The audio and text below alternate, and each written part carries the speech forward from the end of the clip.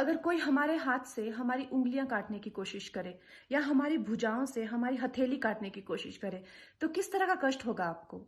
वही कष्ट पहुंचाया है चाइना ने हमें लद्दाख पर अपनी लालची नजरें गड़ा के, और वहां हमारी सीमा का एक एक इंच बचाते हुए हमारे 20 जवान शहीद हो गए हैं। क्या भूल पाएंगे आप उनकी माओं के आंसू, उनकी विधवाओं की चीखें और उनके बच्चों के दिए हुए बलिदान को?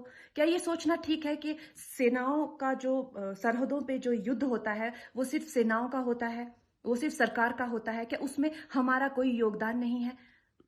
क्या हम भूल गए वो वक्त जब महात्मा गांधी जी ने कहा था अगर अंग्रेजों की रीढ़ तोड़नी है भारत में तो उनके बनाए हुए हर उत्पादन का बहिष्कार करना पड़ेगा? तो क्या ये जरूरी नहीं है कि हम भी इस युद्ध में हिस्सा लें, क्योंकि लद्दाख सिर्फ एक जमीन का टुकड़ा नहीं है, भारत की अस्मिता का एक बहुत बड़ा हिस्सा है, भारत की हथेली है। हम उसे किसी तरह से इस दुश्मनों के उनके गंदे इरादों में सफल नहीं होने दे सकते।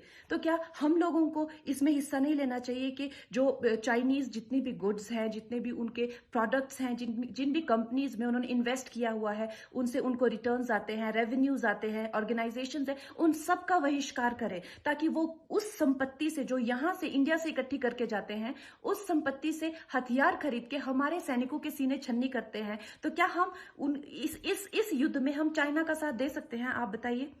ये क्या हमारा कर्तव्य नहीं है कि हम अपनी सेनाओं का और अपने सरकार का साथ दें? तो हमें प्रतिज्ञा लेते हैं कि हम आत्मनिर्भर बनेंगे और चाइनीज गुड्स को बिल्कुल बॉयकॉट करेंगे और इस युद्ध में हिस्सा लेके भारत को जिताएंगे।